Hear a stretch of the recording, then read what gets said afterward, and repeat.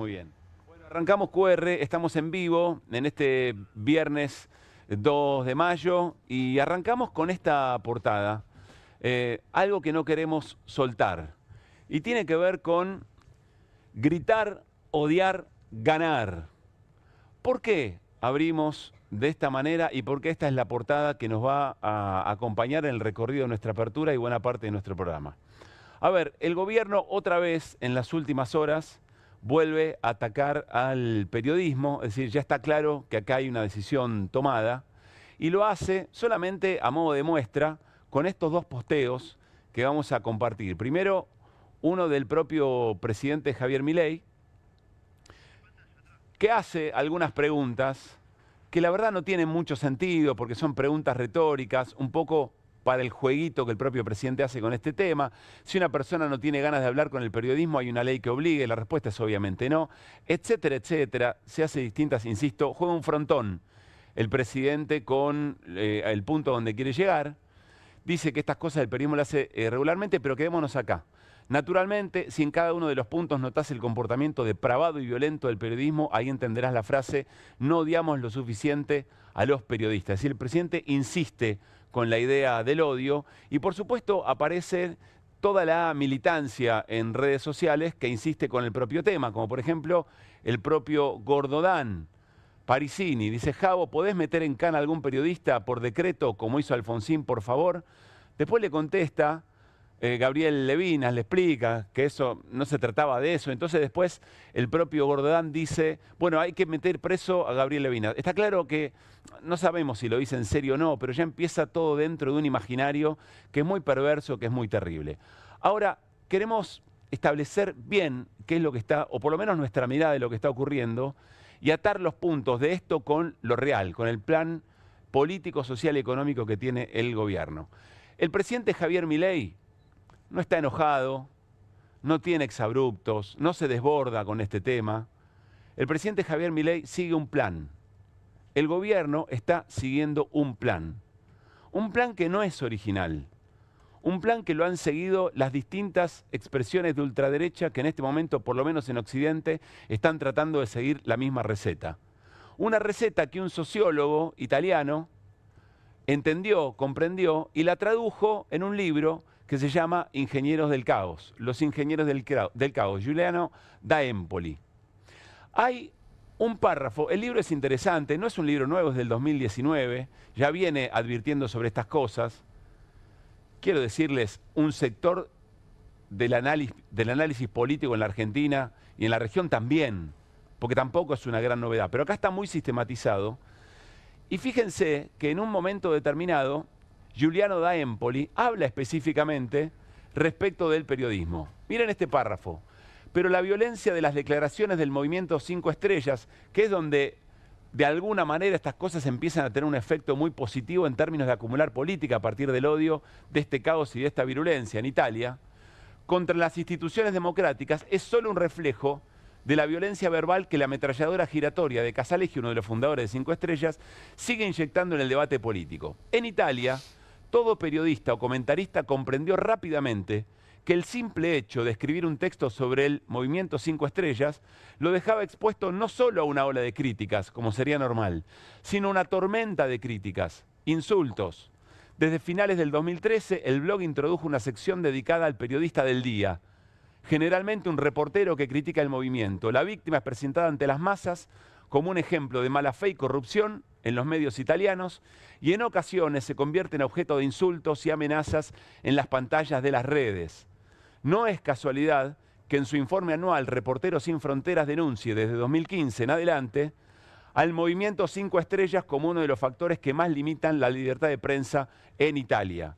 Es decir, acá, insisto, no hay algo así como un despertar de Javier Milei contra la prensa, un desborde, parte de esa, entre comillas, locura que se le atribuye. No, no, no. El presidente no está loco, el presidente está siguiendo un plan. Un plan que viene funcionando con todo éxito, por lo menos, insisto, en las ultraderechas de Occidente. Presten atención al último párrafo. Habla de Reporteros Sin Fronteras. Bueno, vean la nota que hoy se publica, o por lo menos en las últimas horas. Miren. La Argentina fue uno de los países donde más se deterioró la libertad de prensa en el último año, alerta Reporteros Sin Fronteras. El informe anual informó una caída de 47 lugares, entre 180 países durante la gestión de Milei, preocupación por la situación en Estados Unidos. Es decir que no solamente que el presidente sigue un plan, sino que ese plan está teniendo las mismas consecuencias que ha tenido en Italia y en otros lugares del mundo.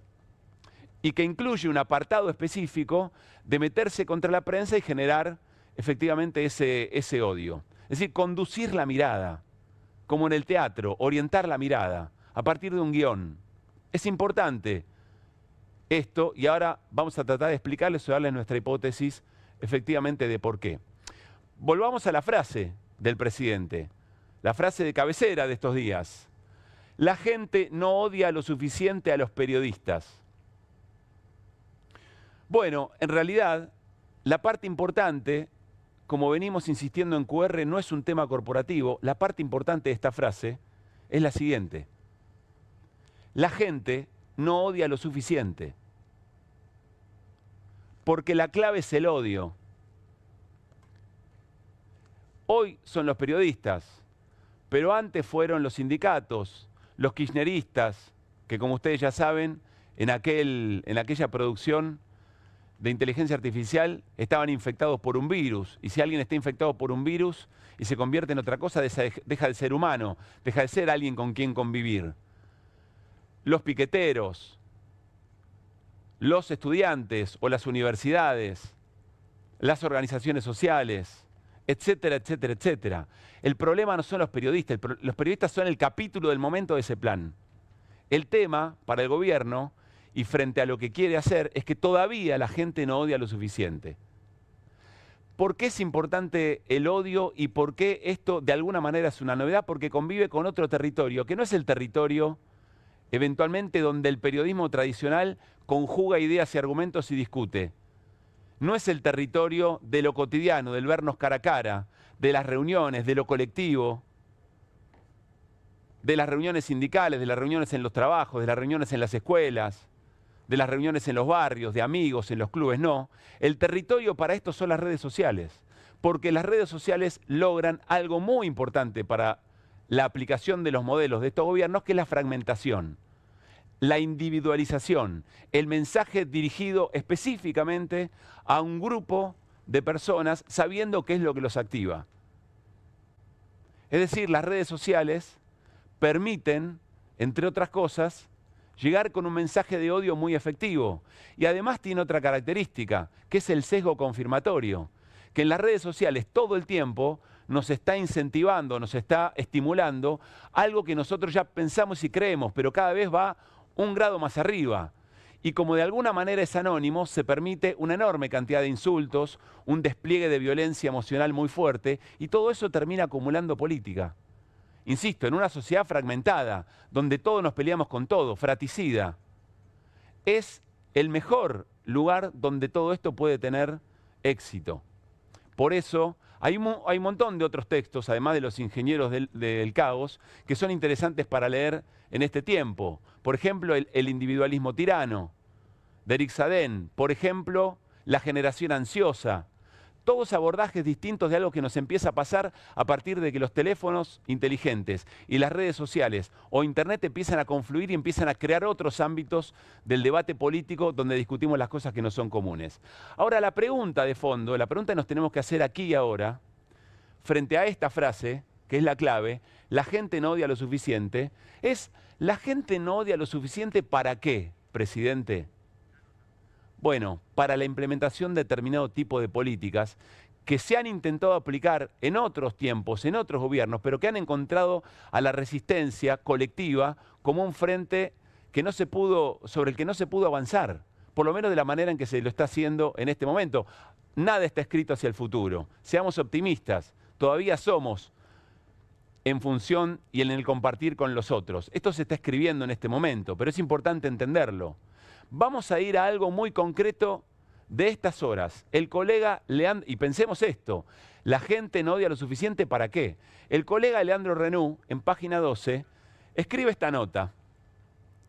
¿Por qué el poder económico apoya los ataques verbales y simbólicos de Milei?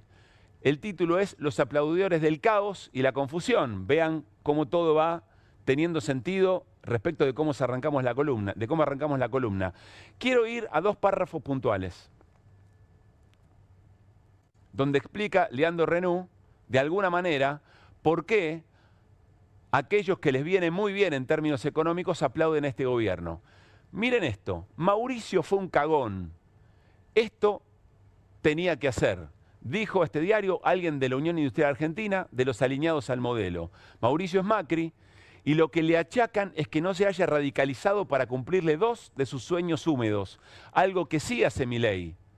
El primero, un Estado chico que no moleste ni controle el sector privado. El segundo, una batería de leyes desreguladoras que les bajen los costos laborales e impositivos y sean sustentables. Las ventas van y vienen, hasta los gobiernos van y vienen. Pero hasta ahora no habíamos visto a nadie que fuera a fondo, sin importar nada, incluso sin importarle su supervivencia política para hacer lo que los empresarios quieren. Un segundo ahí. Esto es muy importante. Las ventas van y vienen. ¿Qué está diciendo? Algo que venimos sosteniendo nosotros también. Que hay una afinidad ideológica en el doblegar a las resistencias para aplicar estas 2 consignas muy puntuales. Achicar al Estado y modificar, diría Heller, algunos precios relativos. Lo impositivo, los costos laborales, los salarios, bajar los salarios. ¿Para qué? Para aumentar utilidades. No importa si ahora se vende menos, porque lo que estamos logrando es tan de fondo, es tan parte de la batalla cultural, que eventualmente piénsenlo así, es una inversión a futuro. Estamos creando una nueva normalidad a partir de esto. ¿Quién? Milei. ¿Por qué? Porque va a fondo. ¿Por qué no lo hizo Macri? Porque era un cagón. Porque no se animó a lo que Milei se anima. Sigamos un momento más en esta nota de Leandro Renou, quien decía esto, un importante integrante de la Cámara Argentina de Comercio. Naturalmente, el trasfondo del fenómeno es global. Los empresarios se han dado cuenta que ya no alcanza con gobiernos que prometan aperturas. Es tiempo de apoyar regímenes ultra para trabajar desde adentro en la misma sintonía y achicar el margen de error. Es decir, hay que hacerlo, se tienen que animar. Bueno, para eso se necesita que pasen otras cosas. El emblema es el gobierno de Trump, rodeado por empresarios funcionarios de Silicon Valley, el más saliente Elon Musk. La foto es la de un empresario mundial que acepta correr los límites de la democracia para conseguir metas. Nunca lo dirán en público, porque pocas veces se lo preguntan, pero los CEOs locales también darían vueltas, como ya lo hizo Milei, ante la consulta de si creen o no en un sistema de vía democrática. ¿Qué quiere decir darían vueltas? Dirían, habría que ver. ¿Y de qué manera se cercena la democracia? Generando el caos, generando la desesperación, la violencia, el desencanto total. ¿Quién lo logra eso? La propia sociedad lo logra en el momento en que el odio que se le inocula muy eficazmente con estas nuevas tecnologías, con esos territorios como las redes, con esos planes de acción de gobiernos que se animan a eso, como el propio Milei, no por nada es un outsider, no tiene arraigo en el esquema político más tradicional. Por eso Macri no se anima, probablemente uno podría pensar, quizá no era el momento, vaya uno a saber, razones varias. Pero todo esto conjuga en esto último. La democracia es la que le pone límites a los empresarios en su desesperación por aumentar las utilidades y en esa desesperación por aumentar las utilidades romper las barreras de las resistencias. Volvamos a una idea vieja que emparenta a las 4M, a Martínez de Oz, a Menem, a Macri y a Milei. Arranquemos por la primera M. Otra vez, digámoslo, tengámoslo muy en claro. No era el terrorismo de Estado o la dictadura o Videla el que necesitaba un ministro de Economía. Era ese régimen económico, esa élite económica la que necesitaba el terrorismo de Estado. Pero las sociedades reaccionaron. Reaccionaron con lo que mejor saben hacer, con lo colectivo, con superar el miedo. Bueno, después empezaron a emplearse otros métodos. Durante el gobierno de Menem, durante el gobierno de Mauricio Macri. Parece que el más efectivo es este. El de Milei no, el de la derecha o la ultraderecha mundial, apoyado por estos empresarios. El Instituto de Pensamiento y Políticas Públicas saca en las últimas horas algunos datos que son muy importantes y que nos muestran cómo esto está efectivamente empezando a funcionar. Si va a ser decisivo y si la Argentina queda así y si esta es la nueva normalidad, está por verse. Insisto, seamos optimistas. Miren estos 3 datos nada más. Crece la precarización del salario crece la precarización del salario a la factura, es decir, trabajadores formales contratados respecto de los monotributistas. Más allá de los datos, miren esta línea. La línea naranja, trabajadores independientes de monotributo. Y miren la línea azul, empleados asalariados en el sector privado. Es muy claro, ¿no?, lo que viene ocurriendo. El punto de partida es enero del 2022. Vamos a la próxima. Todos y todas pierden poder de compra, aunque algunos y algunas más. Me quiero detener en estos datos. De cada 100.000 pesos que ganaban en 2017, los asalariados registrados del sector privado hoy ganan 81.000 pesos. Los asalariados del sector público ganan 67.000. Los asalariados informales ganan 66.000. Entre los trabajadores estatales, 1/3 de la pérdida salarial se dio durante la presidencia de Milei. Y miren, el salario mínimo vale la mitad de lo que valía en 2017. El 50% de esa pérdida en el gobierno de la Libertad Avanza. Acá hay una clave importantísima. Acá hay un sector de la élite económica que tilda con verde, conseguido. Porque este es parte del objetivo. Ahora, lograr esta brutalidad, estos márgenes de deterioro de los salarios, no es sencillo. Lo que hay que lograr es bajar las resistencias a eso. Y ahí volvemos al comienzo de la charla. Pero miren este último dato del Instituto de Pensamiento y Políticas Públicas que estamos revisando. Pluriempleados, el rebusque ante la pérdida de ingresos.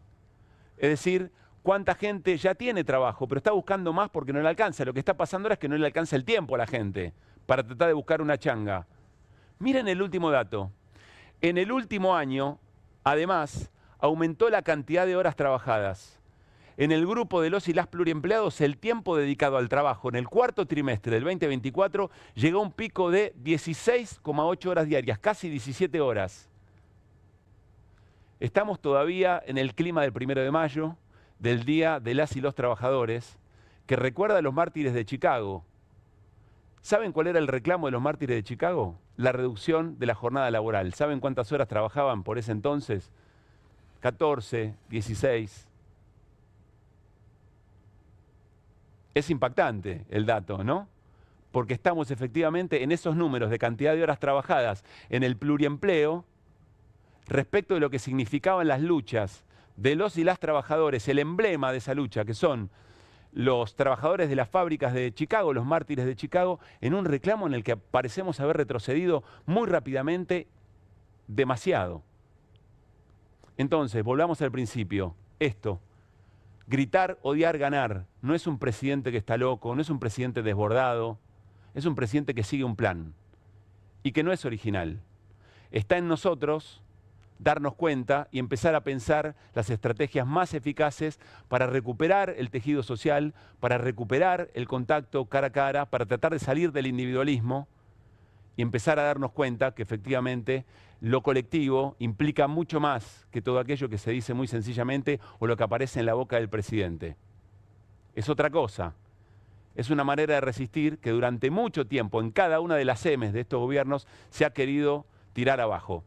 Tampoco podrán esta vez, pero hay que poner manos a la obra. Arrancamos QR con las voces del día.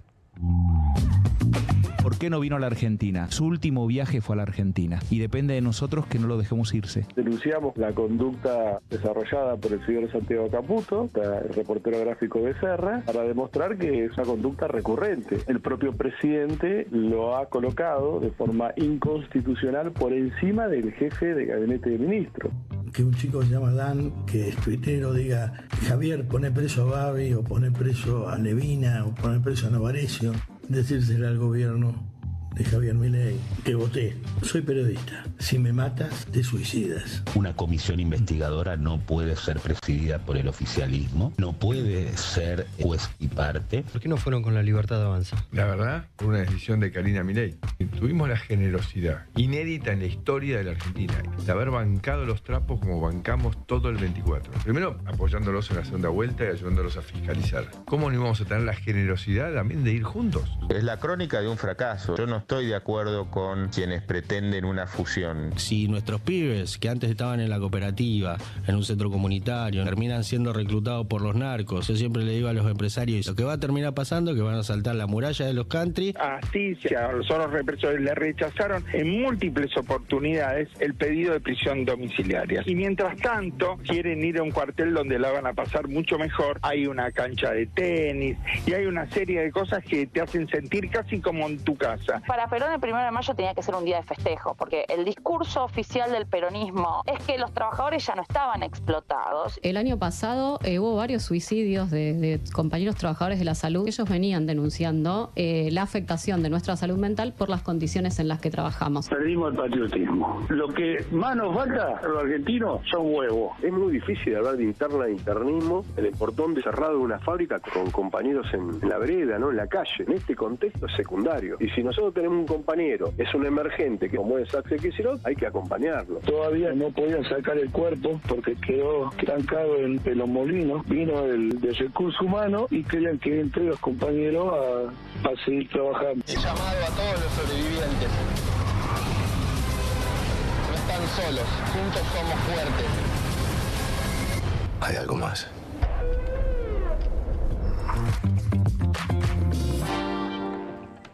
Tremendo lo que está pasando con el Eternauta. Después lo vamos a charlar un ratito con el equipo, a quien saludo en esta jornada de viernes. Hola Mariano, hola Bruno, ¿qué dice Iri? ¿Cómo andan? Buenas noches. ¿Todo bien? ¿Todo Buenas tranqui? noches, todo bien. ¿Qué me decías, Mariano, respecto de la Semana Trágica? No, que vos mencionaste a los mártires de Chicago. Nosotros tenemos la Semana Trágica en la Argentina, que es la huelga de los talleres Bacena en el 19. Arranca en diciembre del 18 y después se prolonga durante enero del 19, en donde los trabajadores van a la huelga. Ya la Semana Trágica es un lugar muy visitado. Y mueren casi 2.500 trabajadores entre persecuciones, pogromos, pasó de todo en esa semana. Pedían bajar de 12 horas a 8 horas. Ese es el reclamo central. Ese es el reclamo y aumento de salario, por supuesto, también, ¿no? De 12 a 8 horas. Sí, de 12 a 8 horas. Y querían también no trabajar los 7 días de la semana, porque en ese momento se trabajaban los 7 días de la semana. Es que si uno lo ve de esta manera, si uno entiende que acá hay una suerte de libreto para tratar de aplicar un plan, uno imagina que entonces te lo tomás de otra manera. Ya no estás como un hámster todos los días, primero espantándote por lo que dice el propio presidente, incluso algunos ministros también. Hoy también Caputo habló de la idea del periodismo que puede desaparecer, etcétera, etcétera. Y ya lo ves desde otro lugar, ¿no? Se empieza a observar desde otro lugar. Macri fue la primera experiencia del país atendido por sus propios dueños, ¿no? O sea, Macri fue como la experiencia embrionaria en donde lo que se buscaba era que se llevara adelante un plan de desregulación, de ajuste, de todo lo que ahora vemos de una manera salvaje, pero efectivamente a Macri no le dio la nafta, porque Macri venía de 8 años de ser un político, porque había sido intendente o jefe de gobierno de la ciudad de Buenos Aires, entonces tenía una experiencia política, entonces como se trataba de moverse dentro de las aguas de la política. Este es un energúmeno que va para donde efectivamente los dueños le dicen que tiene que ir. Es como vos decís, hay un plan, no es que él se equivoca. Probablemente él perfectamente claro, tampoco estaba tan aceitado o había alguna otra cosa, pero hay que recordar algo. Yo veo algunos colegas que ahora están siendo atacados directamente. Me recuerdo la palabra de Jorge Fontevecchia aquí que dice, ojo, pues está yendo a buscar a aquellos que le gustaría que le hablen a su propio electorado o a sus audiencias, pero muchos de ellos lo podemos nombrar, no hay problema. Tengo un buen vínculo con Babi Checopar, compartimos en otro canal el pase de programa, pero también trabajaron mucho para que se vayan corriendo los límites de lo que por lo menos en pantalla parecía algo que había que moderar, ¿no? Esa emocionalidad, ese insultar permanente, todo eso se fue gestando. Tampoco nace en un repollo ni lo trae Milei. No, incluso en la época en que, digamos, el discurso violento de Milei no es nuevo, lo decíamos esta semana. El tipo siempre habló de la misma manera. La diferencia es que hoy es presidente. Ahora, mientras él ya hacía germinar ese discurso, lo instalaba, le daba ideas a otros, porque muchos otros recogieron eso. Esto se retroalimentaba en plataformas y demás. Había periodistas que reproducían esto. Por eso digo también, hay una cuota de responsabilidad en un sector del periodismo, no es que no. Sí. Algunos hoy lo siguen haciendo. Bueno, pero de hecho Milei va a esos lugares donde ya se habían corrido los límites porque era un personaje que los corría todavía más. Bueno, claro, es como eso, los vamos a correr más todavía y pareciera no haber límite alguno para esto, ¿no? Y se abre la pregunta que también nos hacemos acá, o sea, ¿no hay límite para esto? Sí, el límite lo vale ponemos todo, nosotros. Vale todo, no hay consecuencia, claro, bueno. Yo creo que las consecuencias empiezan a ver cuando empiezan a haber fallas económicas.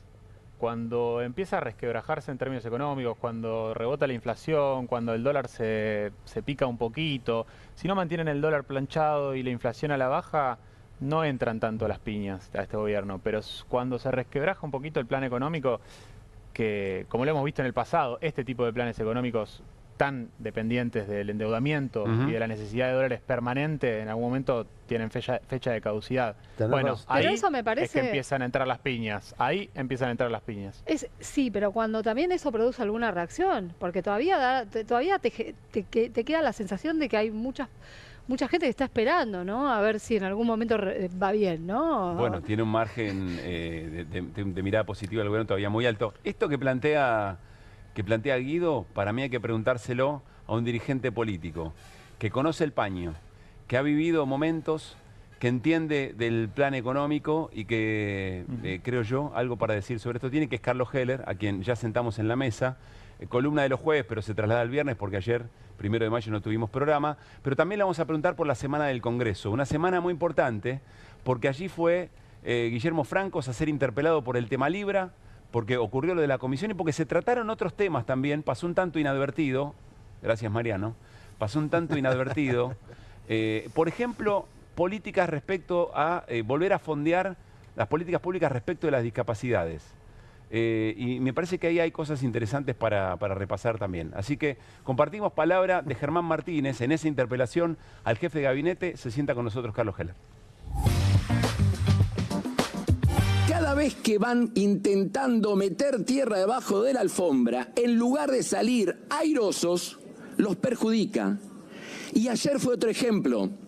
Muchos creyeron que mandando a un dirigente con la diferencia que puedo tener, pero con trayectoria en la política, bastaba. Se equivocaron, señores. Se equivocaron. Estos son los diarios de hoy. Diarios con los cuales nosotros siempre tuvimos enormes diferencias en la forma de editorializar. Lean, Clarín, escándalo cripto, la oposición puso en aprietos a Francos. La Nación, Franco negó vínculo de Milei con Libra, pero dejó preguntas sin contestar. Ahora, vos abrís y encontrás a los diputados oficialistas sacándose selfies con Franco. Están disociados de la realidad también en este tema. No era la intervención de Germán Martínez en el recinto, en la interpelación a Franco, será el trabajo de comisiones que se hizo en días siguientes. Carlos, ¿cómo te va? Buenas noches. ¿Qué tal? Buenas noches. Si tuvieras que contarnos en términos de valor político qué pasó en el Congreso esta semana, ¿por dónde arrancarías? ¿O qué destacarías? Bueno, varias cosas. Empezando por la interpelación, en la que habría que resaltar, bueno, primero algo que los medios han reflejado bastante, un jefe de gabinete que en realidad lo que más dijo es no sé. Digamos, la frase dominante es no sé. Que para jefe de gabinete es mucho, ¿no? No es lo mío, no soy un especialista en el tema. Pero pasó otra cosa a la que no se le ha dado, creo, toda la importancia que tiene. Hubo un planteo muy enérgico de distintos sectores, digamos, de la oposición, en cuanto a la ausencia de los otros que estaban citados. Caputo, Cuñol y Varona y el presidente de la Comisión Nacional de Valores. Y ahí se fue gestando todo un tema donde nosotros propiciábamos que al finalizar la reunión se pasara a cuarto intermedio y que quedaran citados para la próxima reunión, estos otros funcionarios. Hubo resistencia de todo tipo, no la voy a hacer larga, pero en definitiva, en un cuarto intermedio que hubo el presidente de la Cámara con los presidentes de todos los bloques, se llegó a un acuerdo y efectivamente se convino y se dijo, y tiene fecha, que los ministros que no concurrieron a la citación tendrán que venir el día 14 de mayo, creo a las 14 horas, a una nueva sesión especial a tales fines. Es decir, que la coartada esgrimida por los dos ministros en el sentido de que estaban ocupados con otras tareas, con compromisos contraídos con anterioridad. Caputo estaba en la Asamblea del Fondo Monetario y Cuño Libarán no sé dónde estaba. Bueno, ahora tienen 2 semanas como para ordenar la agenda. De preaviso. Para ordenar la agenda. Este es un dato importantísimo porque hubo una mayoría sólida que se sostuvo en esa postura. ¿Y si faltan de nuevo? Fuerza pública. No, espera. No espadiemos así por espadear. No, bueno, es que hay un debate, por eso le pregunto. Lo dijo Pichetto durante la sesión. Se puede hacer todo, sí, pero Pichetto también se encargó de hacer caer la moción de que se pasara a corte intermedio. La que se planteó al principio. Claro. En la vida parlamentaria no alcanza con tener razón, hay que tener mayoría. Obviamente. Solo se resuelve que lográs construir mayoría. Entonces, es fácil, por ejemplo, decir, ¿y por qué no la citaron a Karina Milei y a Adorni? Y porque si te quedabas empantanado en citar a Karina Milei y a Adorni, se caía y no había citación. No hubiera ocurrido lo que pasó. No hubiera ocurrido lo que pasó.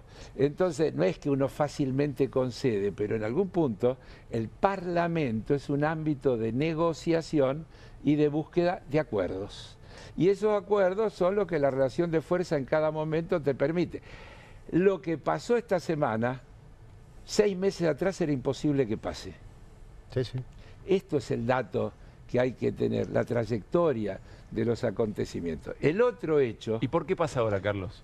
Bueno, porque se va acumulando un deterioro en la sociedad, en los sectores afectados, que hace que los distintos sectores políticos vayan teniendo que tomar posición y que no quieran comprar el paquete a libro cerrado. Y ahí va lo otro que sucedió. Hace menos de un mes se decidió en una sesión emplazar a la Comisión de Presupuesto en particular a que se reúna con otras comisiones, en un caso con la Comisión de Discapacidad y la de Salud y en otra con la Comisión de Acción Social, en la primera para tratar los temas de discapacidad y en la otra para tratar los temas de los jubilados, la moratoria, el bono, el ingreso mínimo, etcétera, etcétera. Ese emplazamiento también logró mayoría. Claro. Y como corolario de ese emplazamiento, este miércoles se realizó el plenario de las 3 comisiones que trataron el proyecto de discapacidad. Y salió la emergencia. Y vamos a decir 2 cosas. Primero, se aprobó un dictamen, 4 dictámenes. Hay un dictamen de mayoría que tuvo 59 firmas y 3 dictámenes de minoría que muchos tienen coincidencia y que hay matices que seguramente en la sesión se van a poder conciliar y construir la mayoría necesaria para que se apruebe. Ahora, ¿cuál fue el dato? Los diputados y diputadas de La Libertad Avanza, de las 3 comisiones no había ninguno, faltaron todos. ¿No fueron? No fueron. Y el presidente de la Comisión de Presupuesto no fue. Expert. ¿Presidiste vos? Sí, alternativamente, pues yo soy el vicepresidente. De igual manera, ese era un dato menor de la cuestión. ¿Y ese indicio de qué? Indicio de que la vocación de ellos es impedir que esto se apruebe de cualquier manera, y yo me animo a decir, y lo he escrito para una de las notas de fin de semana, que es un anticipo de que cuando esto se apruebe, el presidente lo va a vetar. Y habrá que entonces poder construir una mayoría suficiente para que no tenga los 80 y pico de votos que necesitan, el tercio necesario para darle validez al veto presidencial. Estamos yendo, es muy interesante porque nos estás explicando de qué manera los consensos en la Cámara van cambiando, y ese es un dato político, pero arraigado en algo muy puntual que tiene que ver con las políticas de discapacidad. Guido en la semana nos contó algunas cosas.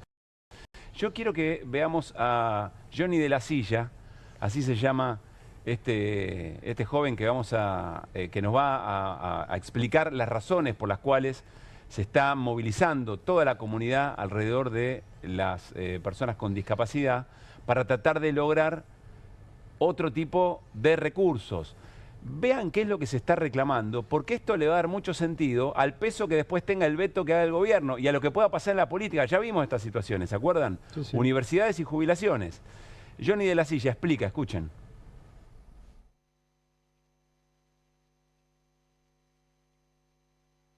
Estamos en emergencia en discapacidad. Hoy estamos acá en el anexo del Congreso apoyando esta ley porque esta situación no se aguanta más. La motosierra pasó por todo el mundo disca. Primero con las pensiones, ¿no? Dijeron que tenemos pensiones truchas, llegaron auditorías, llegaron cartas, documentos a los discas, y muchos discas se asustaron porque es el único ingreso que tienen. 270.000 pesos ni siquiera nos alcanzan para vivir. Y esta ley, con las pensiones, le cambia un poco el nombre, le da un sentido social más parecido a una asignación para el desarrollo de nuestras vidas, que es muy importante, porque hoy si conseguís un trabajo te dan de baja la pensión. Entonces para nosotros es muy importante cobrar la pensión y que sea para el desarrollo de nuestras vidas, para las personas con discapacidad. El punto 2 es que todos los trabajadores con la discapacidad, si yo necesito un docente, yo necesito un acompañante, están con un atraso salarial del 64% y le pagan poco. Guido, vos trabajaste esto aquí en QR en la semana. ¿Cuáles son los principales reclamos? Sí, efectivamente. Las personas con discapacidad que están yendo a un taller los 5 días de la semana, 4 horas, están a una herrería, a una carpintería, están cobrando 28.000 pesos por mes para realizar ese trabajo. Es una prestación que está congelada desde el mes de febrero de 2023. Una de las principales cuestiones es esa.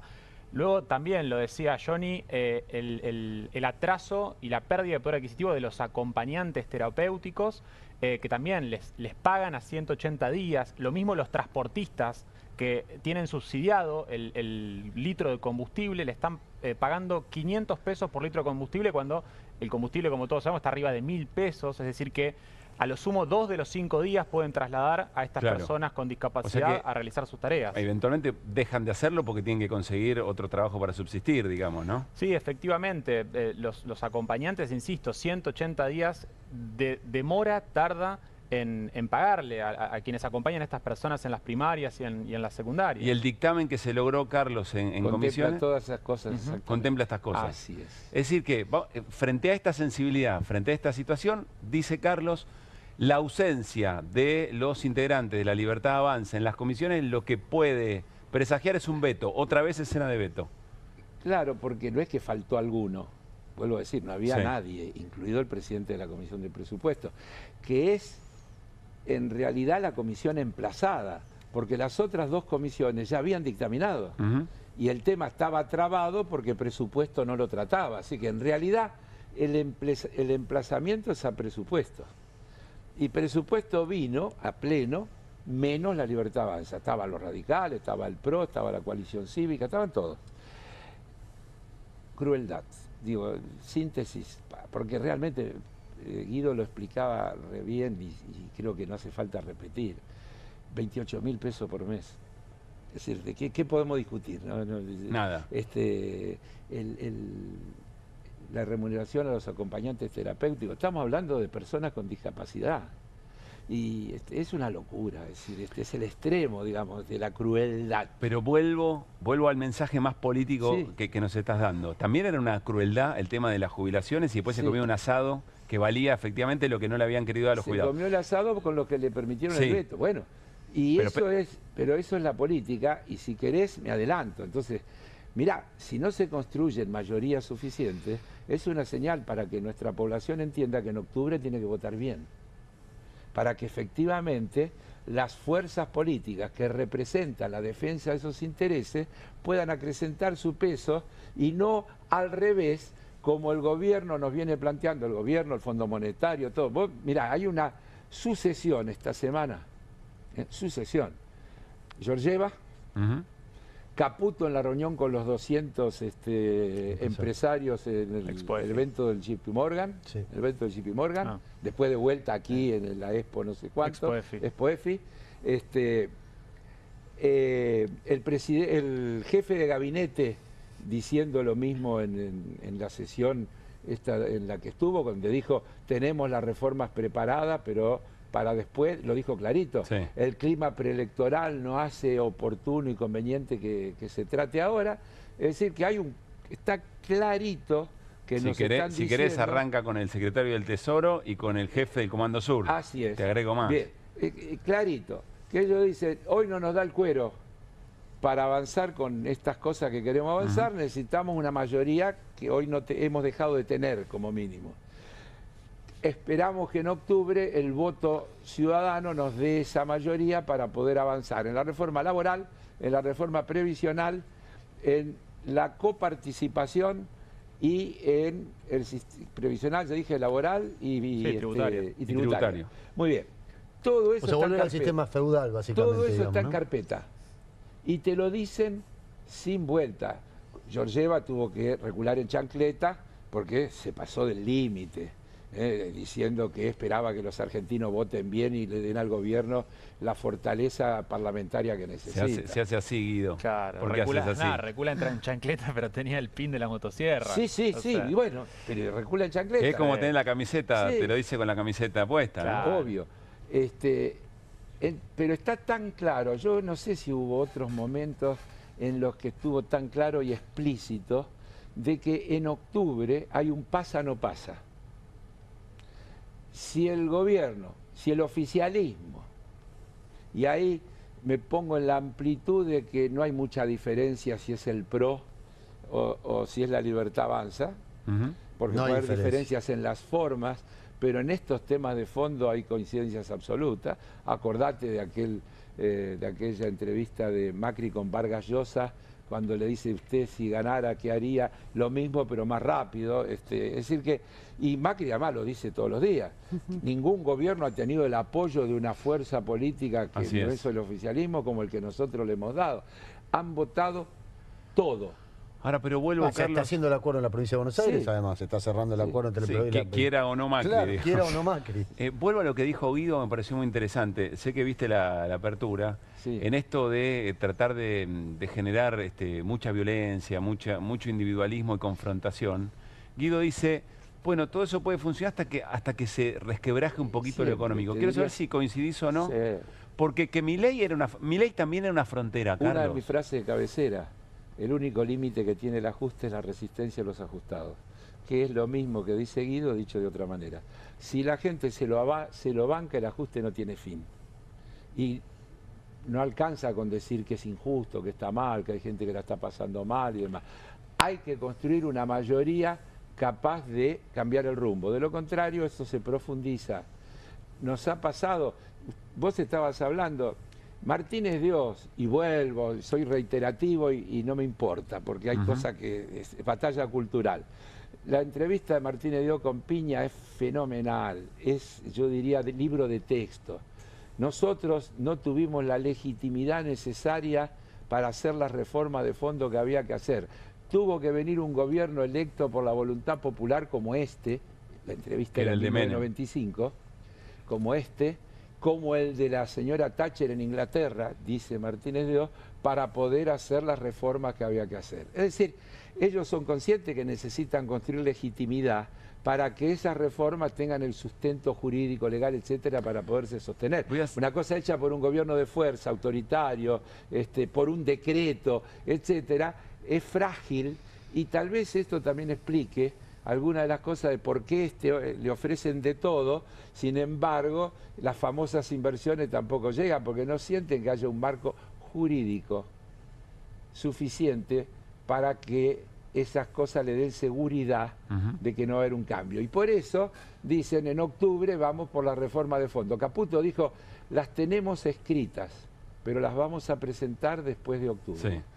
Déjame invertir la reflexión voy a transformar lo que dice Guido en una pregunta. Sí. Tanta avanzada, tanto correr el límite y la línea de las cosas que creíamos que eran imposibles en democracia, respecto a las instituciones. Ni siquiera me quedo con lo de los periodistas, porque insisto, antes eran los sindicalistas, los piqueteros. Sí. Y te olvidaste, Sí. los primeros fueron los políticos. Sí, sí, claro. Tenés razón. Hemos sido Las ratas. Tenés ratas razón. inmundas. Sí, sí, las ratas No te inmundas. olvides, No te olvides. Y muchas veces, déjame hacer una reflexión. La casta.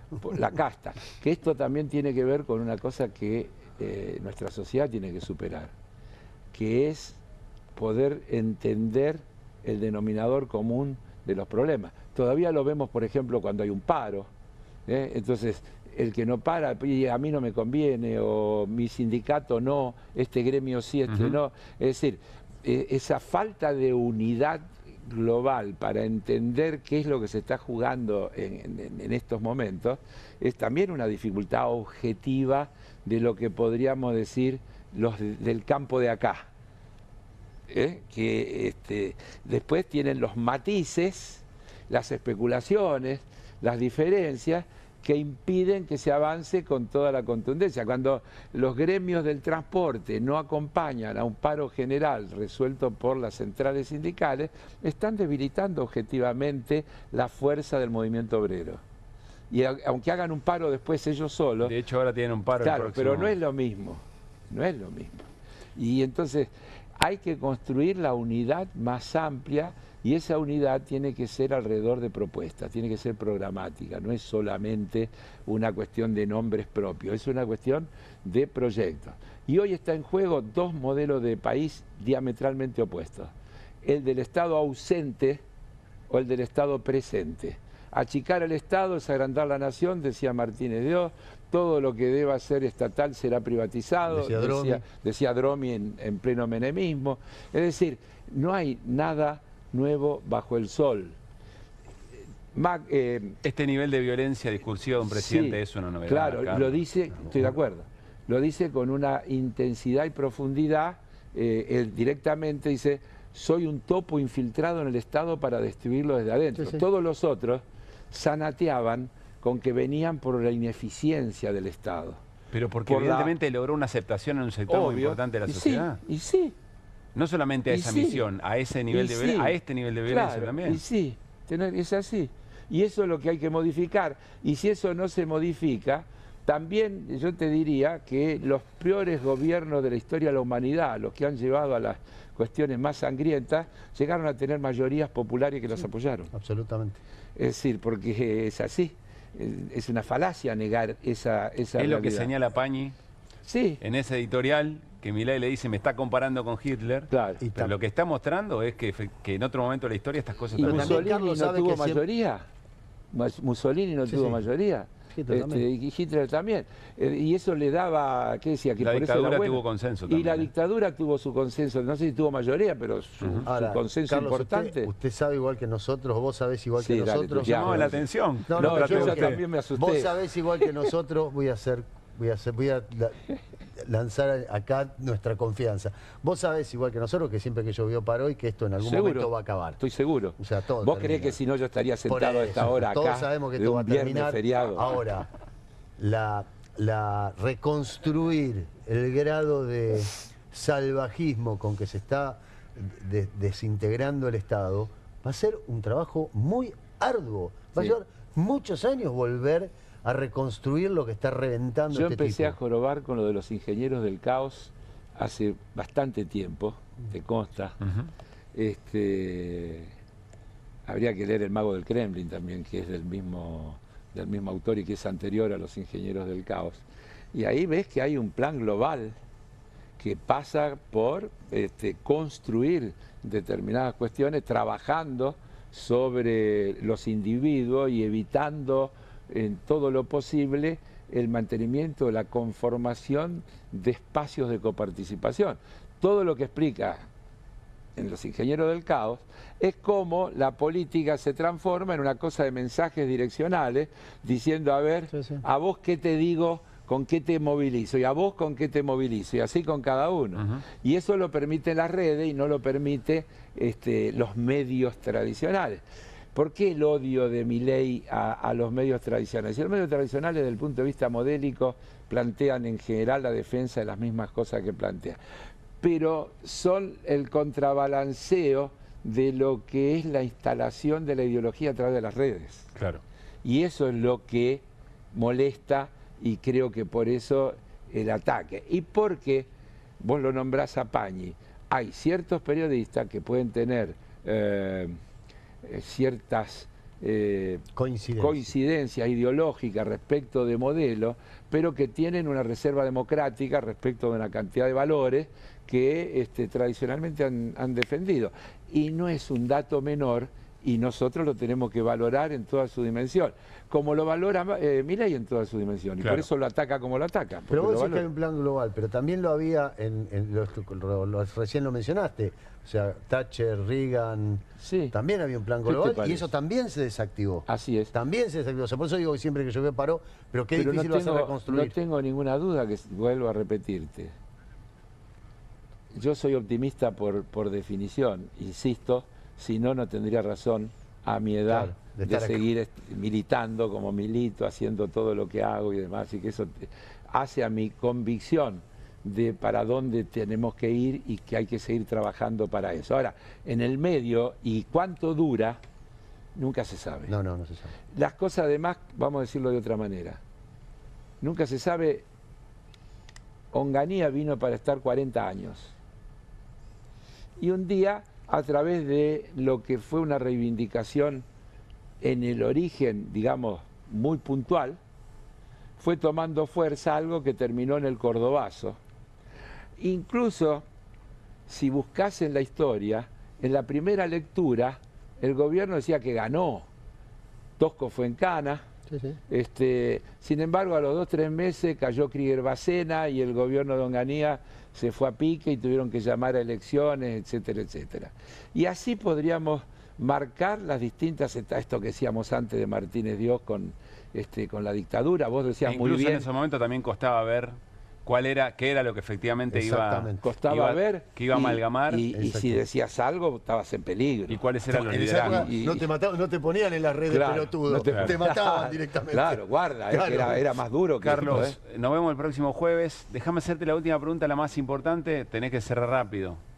De todos los que están en danza, ¿cuál es el técnico que más te gusta? Holland está en Central, tiene trabajo, no podés. ¿Holland? El del puntero. El puntero tiene para contar charla. El que más te gusta.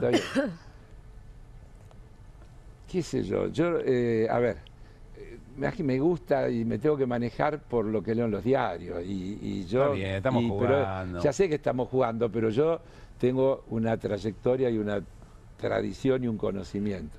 En realidad yo nunca hablé con ninguno de los dos, que son los dos candidatos. La verdad que los dos me gustan. La verdad que los dos me gustan. Uno es Milito. Y el otro es Quintero. Y Quintero. La verdad que cualquiera de los dos yo me sentiría bien representado.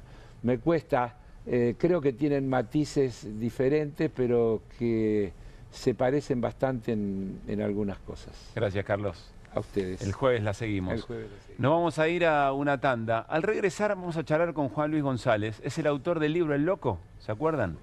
Que acaba de publicar un segundo trabajo, La Fuerza del Cielo, pero con una promesa muy interesante. Él dice, bueno, cuando escribí El Loco eran las características de Javier Milei. Todo ese esoterismo, ese misticismo, esas cosas tan particulares. Pero ahora están en gestión, ahora están en funcionamiento. Y entonces él dice, cuidado, porque si otros siguen un guión, acá hay algo muy genuino de Milei. Ese vínculo con lo religioso, ese vínculo con ser un enviado de las fuerzas del cielo para cumplir una misión, acá se lo toma en serio. Un ratito lo charlamos después de la tanda.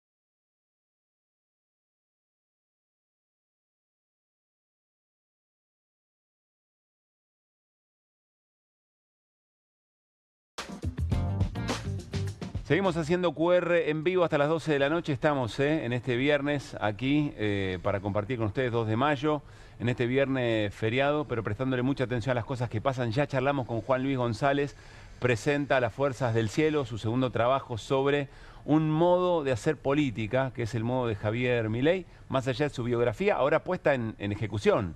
Es decir, desde el propio gobierno. Pero déjenme contarles muy rápidamente lo que viene en QR. En un ratito, Irina, hablamos de un gran papelón. Hay que ver si es leído como tal, ¿no? Otro papelón de Patricia Bullrich, que hizo un nuevo show con un operativo donde se incautó mucha cantidad de droga. Bueno, ella vende que ella fue la dueña del operativo. Y no fue así. Y te voy a contar unos detalles. Pero ni cerca. Ni cerca. Te voy a contar una cantidad de detalles que el otro día creíste que estábamos hablando de una película. Sí. Bueno, vas a tener otra más. En un ratito, Irina Hauser. Guido, ¿de qué hablamos en breve? Tenemos todos los aumentos de mayo, que digo, buena noticia, muy bien. No son particularmente buenas noticias. Cuando la Versuit escribió Comando Culo Mandril, ¿sabía que podríamos estar utilizando esa canción como barrida para alguna de estas cosas? ¿Y de qué hablaremos en un ratito, querido Mariano? Bueno, de la hora de la espada para acá, desde Lugones para acá, la derecha siempre fue muy talentosa, siempre fue muy culta. Sí. Acá estos son brutos, porque están destruyendo la ciencia y tecnología de la República Argentina de una manera descomunal. Después lo conversamos en detalle. Hola Juan Luis, ¿cómo te va? Buenas, ¿cómo te va? Muchas gracias por estar. No, gracias por la invitación. Estoy medio como en casa, no tengo el escritorio acá 20 metros, así que... Colega del diario Perfil y de revista Noticias, y también en radio compartimos por lo menos casa. Exactamente. En algún punto. Sí, sí. A ver, Juan Luis, tuvimos una muy linda charla el otro día en Que Vuelvan las Ideas. Es muy difícil replicarla, pero a mí me quedó, retomemos como si fuera la misma charla, a mí me quedó algo que vos dijiste. Cuando yo escribí El Loco estaba contando lo que Milei había vivido, es decir, incluso y sin juzgar. Vos decías, bueno, a esta persona le pasaron estas cosas, tiene estas características y es el próximo presidente. Y la verdad yo lo leí en algún punto como un libro casi bizarro. Toda la historia de Milei es un poco sí, en esa línea. Pero no es que no lo tomé en serio. La verdad es que estaba leyendo algo que no me imaginaba que después, cuando se pusiera en juego, iba a tener determinada cantidad de lógicas. Y vos lo que decías es, bueno, todo eso efectivamente, al momento de ejercer la presidencia, eso estuvo, y en algunos momentos muy claves que vos contás en el libro, todavía no lo leí, pero nos podés contar, eso se ve en ejecución.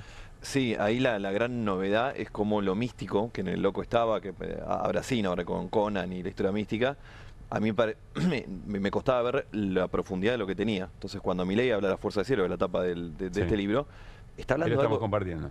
Ahí está la tapa, con en tapa. Está hablando de algo literal. Esa es la línea que recorre este libro, es decir, esta serie de eventos que en el libro se cuenta, que son eventos sobrenaturales que le suceden a Milei al menos de los 11 años, cuando tiene su primera aparición mística, le está pegando al padre, toda una escena muy tremenda, y aparece un halo de luz que baja del cielo y lo protege. Bueno, esta serie de eventos extraordinarios que tienen un gran corolario en el 2020, cuando Dios le aparece y le dice vas a ser presidente, algo central, el momento cero de esta presidencia es un momento místico, son centrales para entender al personaje, para entender los límites que tiene o no tiene el personaje, pero para entender cómo gobierna, cómo se compone su gobierno, su armado, para entender la narrativa. Yo a veces discuto esta idea de misticismo y digo, bueno, mucha gente no lo votó pensando literalmente que es el Salvador que tiene superpoderes. Sí. Ahora, la narrativa de Milei ya no es vamos contra la Corpo, si quieres, que la Corpo tenía esa idea que eran malos, pero había un interés económico, si querés, atrás. Acá vamos contra el mal, en esos términos lo plantea Milei. El Papa es el maligno,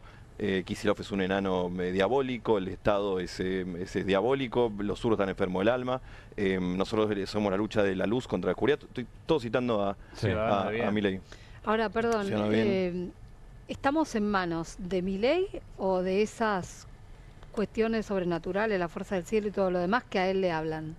Esa es la gran pregunta. Él dirá que es la fuerza del cielo. Él, de hecho, o sea, no está gobernando Milei, gobierna otra cosa que no sabemos quién es. Eso es un poco el tema, entender que para Milei la ley de los hombres, la legitimidad que le dan los votos y el funcionamiento de la democracia viene en segundo orden. ¿Y cuál es el primer orden? Dios. El Dios que lo eligió a él, un Dios que él cree que es anarcocapitalista. ¿Y en qué episodios eso se ve ya con Milei en funciones? Cuento varios en el libro de cómo impacta en el día a día. Eso, uno para mí muy claro, es cuando él decide mudar la embajada de Tel Aviv a Jerusalén, que es un hecho muy importante, más con la causa marina, porque él dice que le aparece David en un sueño. Y de hecho, esto lo cuento como me lo contó un embajador que lo charló con Milei, y Milei tiene esto que él dice: soy loco pero no boludo. Entonces hay varias notas donde él está siempre a punto de contar este tipo de episodios místicos, ¿no? En el 2021 a Novarecio le dice que tiene las pruebas que Dios existe. En otra entrevista cuenta que tiene las pruebas que vio a Dios y Dios a narcocapitalista. En Israel, ya cuando va como presidente, le preguntan en una entrevista en Israel, medio de Israel, ¿por qué la mudanza? Y él dice: porque el rey David lo estableció así. Que faltaba como la repregunta, ¿no? Pero ahora, desde el vamos, eso ya es teología política. Si él muda la embajada, y lo dice todo lo que es una entrevista, porque lo estableció así la Sagrada Escritura, bueno, eso ya es teología política. Leía este libro decir: estamos en manos de un gobierno para el cual la política es un medio para un fin, y ese fin es religioso, y la gran pregunta es: ¿qué pasa cuando democracia, constitución entran en contradicción? Hay una colisión ahí entre democracia y mesianismo. La nota en la radio terminó con algo que vos decís que está sobre el final del libro, que es tu pregunta sobre si Conan es compatible con la democracia. Claro, o sea, jugando un poco con la idea, obviamente, pero sí, o sea, si Dios es quien lo eligió a Milei, y además quien mira anticipándole a Milei las cosas que suceden, ¿no? Cuando Dios le aparece en el 20, le dice: va a ser presidente, ¿quiénes creían que iba a ser así? Entonces, para Milei, esa es la fuente última de su legitimidad. El libro abre con las primeras entrevistas a Gustavo, que es el hechicero de Milei, que es quien primero lo mete a Milei en el camino místico, aparece en el 2017, lo convence de algo que de nuevo aparece mucho hoy en Milei, que es que existen líneas temporales paralelas. Esta misma semana, ¿se acuerdan de Milei con Terminator y Vengo del Futuro? Sí. Esta misma semana compartió en Instagram Milei la idea que es un viajero del tiempo, y ahí viene toda la lógica de gladiador, etcétera. Y Gustavo le dice: vos luchabas en el imperio, me lo hizo a mí, la entrevista está publicado, luchabas en el Imperio Romano con 5 leones, eras un general en mi ejército, yo era Marco Aurelio, después yo lo entrevisto a Ron Gillespie, el dueño de Perpetuit, la empresa que clona a los perros de Conan, y me dice en el libro: es la tercera vez en 30 años clonando perros que salen 5 perros de un embrión, vos con suerte te sale uno, y le aparece 5, que era lo que le había dicho. Entonces cuento todo esto para darnos una idea que el mesianismo de Milei no solo es importante, sino que viene en ascenso. De hecho, y perdón si cierro con esto, la frase "la fuerza del cielo", que hoy Milei la dice literalmente en todos los actos, aparece hace muy poco en la cabeza de Milei. Antes él decía: no vengo a guiar corderos a despertar leones. A despertar leones, lo citaba Venegas Lynch, y a medida que se va acercando al poder, de hecho la primera vez que la usa es en la noche del 2 de agosto, antes de las PASO, va copando de liturgia religiosa su discurso.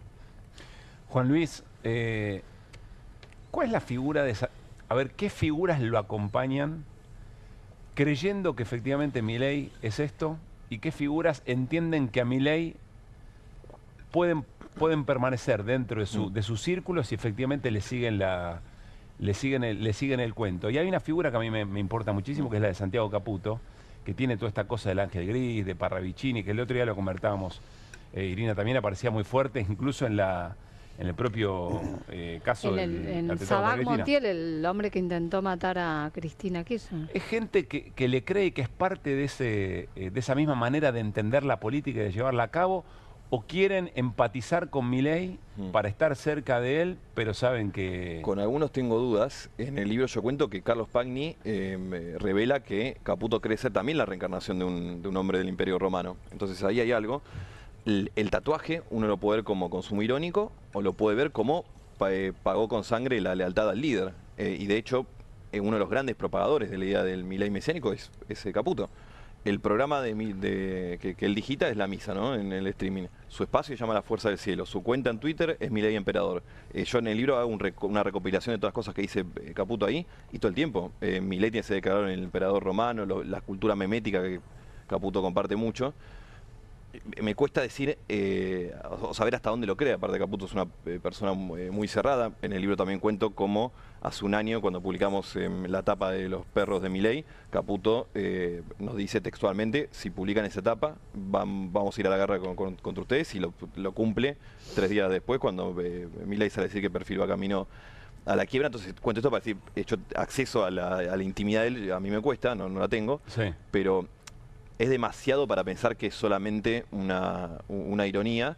Después tenés el caso de Karina Milei, recontra convencida. En el libro cuento por primera vez y muestro el currículum esotérico, digamos, de ella. Está el formal, que Victoria Massi lo publica en el libro de Karina. Claro. Después tenías o sea, si vos la querías contratar, digamos, como especialista en el mundo esotérico, ya te ponías sus disciplinas.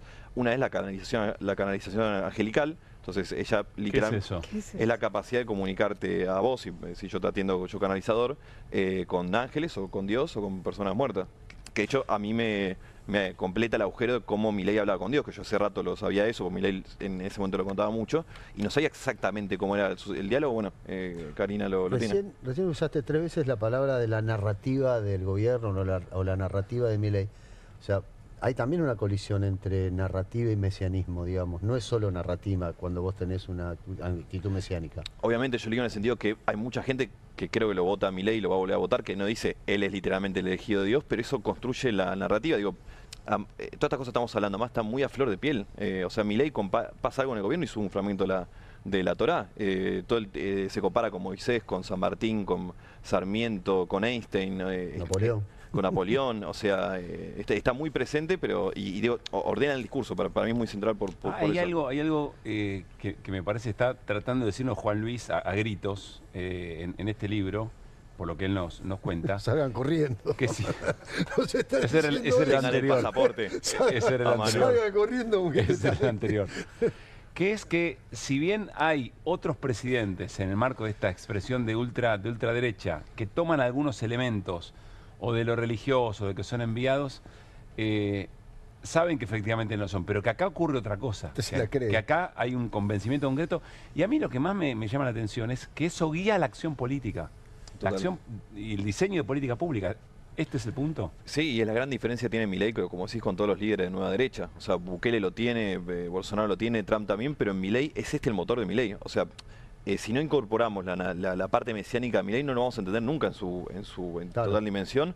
Y aparte explica un poco, digo, no solo hechos puntuales, sino en general este arrojo que tiene Milei, como vemos este año y medio, esta cosa que acelera, no frena nunca, acelera todas las curvas, tiene que ver, digo, entendamos que Milei no cree en el libre albedrío, no cree que, de hecho lo dice, lo ha dicho 200 veces que no cree en las casualidades. Entonces hay una historia que ya fue digitada por un ser superior, que lo eligió a él. Entonces hay muchas cosas que para él son de mortales, digamos, son temas menores, puede ser desde lidiar con las críticas de la prensa, de lidiar con la división de poderes, no tomar deuda mediante un decreto, o sea, que se nota, digamos, en los detalles, pero es el corazón de él y lo que lo distingue claramente de otros presidentes del mundo y claramente de Argentina. O sea, no tuvimos una...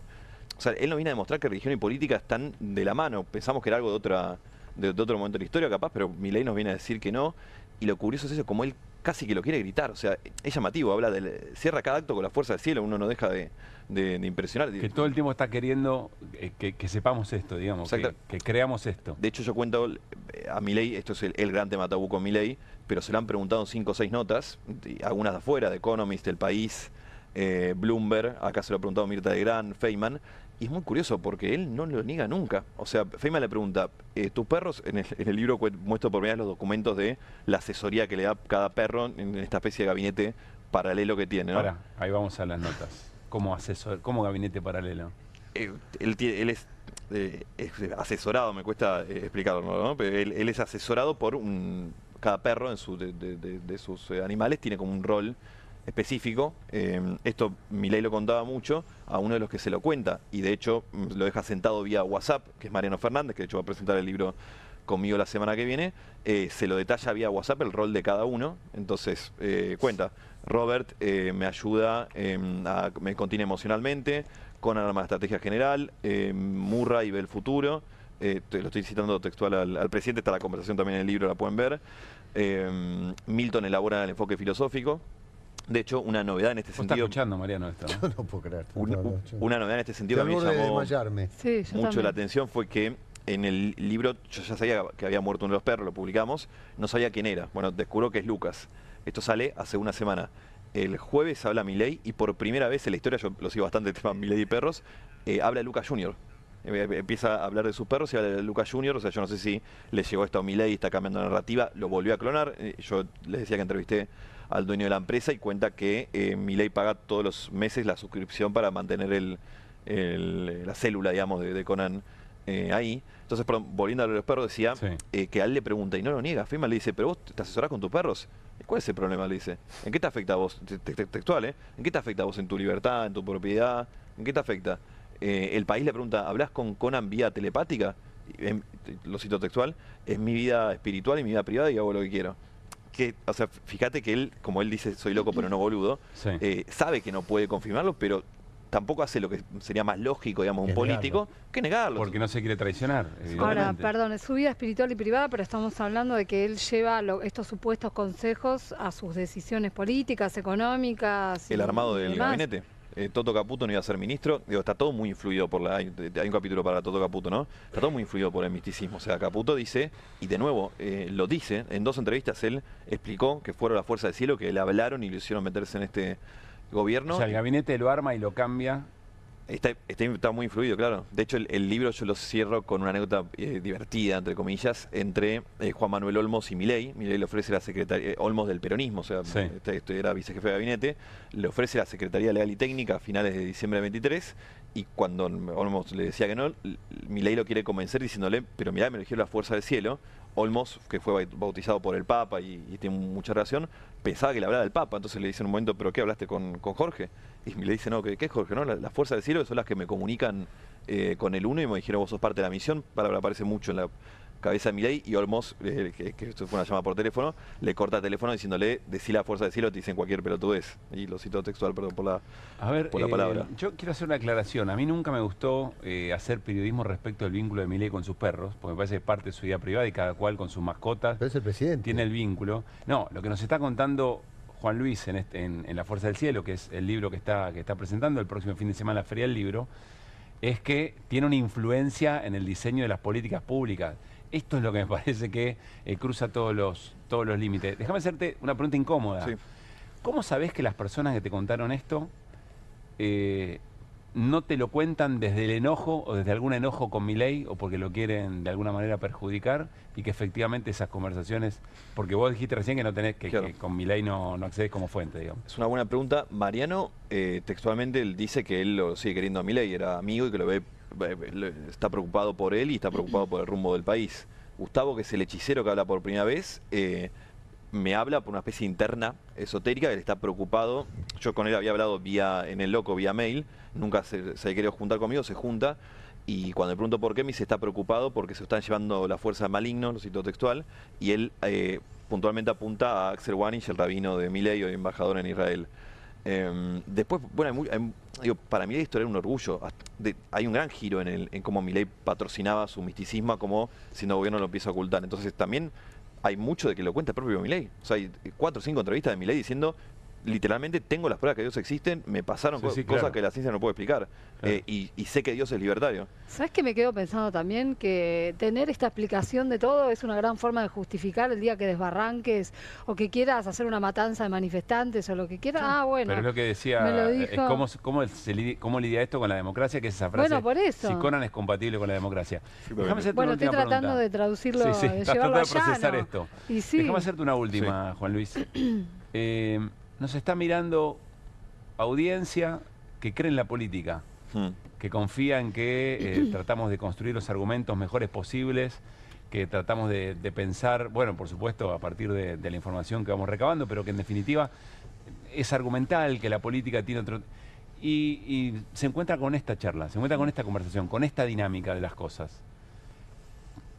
No sé, ¿qué mensaje para todos aquellos que creen que la salida es política y que se enfrentan con un presidente que tiene background, digamos? No sé si contestar lo mismo, pero se me ocurre que parte del éxito de Milei, en el libro está hecho, se sustenta por esto, porque hay mucho pensamiento mágico en el mundo en general y en Argentina también. De hecho, el gobierno, yo cuento en el libro una anécdota con alguien que piensa la comunicación y me empieza a mostrar encuestas donde ve que la lógica, por ejemplo, del sacrificio, palabra que aparece mucho, es bien recibida. O sea, hay mucha gente dispuesta o que incluso quiere la idea de una salvación o por lo tanto de un salvador, de algo mágico que de repente cambie tanta malaria. Sí, que conecta con algún exacto. sector. Yo hago el paralelo del caso Cositorto, que sucedió en Argentina cuando Milei ya era diputado y había anunciado su carrera presidencial. Es mágico también pensar que pones plata en SOE y te devuelven 8% de dólares de interés en dólares por mes. No digo que sea una estafa el proyecto libertario ni de cerca, pero hay un punto en común. O sea, está todo tan jodido que necesitamos algo que cambie radicalmente la situación. ¿Te amenazan por el loco, por el primer libro y por lo que saben que se publica en este? Bueno, estamos en perfil, la amenaza es muy clara, Milei la ha dicho en 3 oportunidades que quiere perfil quiebre, estamos en 4 juicios, bueno, acá le hemos contado. Ahí ya hay una amenaza, digamos, a la fuente de trabajo de uno y de tantos otros. Después sí han sucedido algunos episodios, nada mayor. Ya estamos en Feria Libro. El año pasado, cuando presenté el libro a la feria, vinieron un grupo que yo no creo que eran libertarios a hacer quilombo, tirar bomba de olor, patadas, etcétera. Está grabado, lo pueden ver eso. Que, insisto, no era libertario, porque sigo a los libertarios del primer acto que hicieron en el 2021. Estos muchachos no eran libertarios. No ha pasado a mayores, sí, después de las redes, total. Hay algo donde el estereotipo se cumple mucho, que también pasa que con las colegas mujeres son mucho más atacadas. O sea, yo hice 2 libros de Milei y recibo mucho menos hate que capaz que una periodista que hace 3 notas de Milei en un portal. Juan Luis, ¿cuándo se presenta el libro? Se presenta el sábado que viene a las 8:30. ¿Quiénes van a estar? En la Sala Tulio Alperindón y en la feria va a estar Jorge Fontevecchia, va a estar Mariano Fernández, el amigo de Milei, y va a estar Franco Torcha también, así que todos invitados. Éxitos, Juan Luis, y gracias por haber venido. Gracias. Vamos al tema que prometió Irina, la historia de los 482 kilos de cocaína descubiertos en el puerto de Vicentín, en la provincia de Santa Fe, pero que terminó siendo aparentemente un operativo papelón a la pesca de la fama. ¿Por qué decimos esto, Irina? La droga estaba, no es que no estaba. Patricia Bullrich hizo una presentación monumental y espectacular de este hallazgo como si hubieran sido las fuerzas de seguridad, la prefectura en este caso, quien hizo el hallazgo. Sí. Pero el hallazgo no fue de la prefectura. Igual te voy a mostrar primero el show de Patricia Bullrich para que veas, porque además después se subió también una lancha para mostrar el buque. Es un buque que venía de Arabia Saudita con 21 tripulantes de origen filipino. Ahora enseguida te cuento más, pero veamos parte del show. Dale. Estamos viendo el barco Ceci. Es un barco que estaba infectado con 469 kilos de cocaína. Los tripulantes han quedado prisioneros. Es un operativo hecho a partir de la Unidad de Información Financiera del doctor Paul Stark, de la aduana, de la Justicia Federal, del Ministerio de Seguridad Nacional con la prefectura. Todos juntos en equipo para que las hace.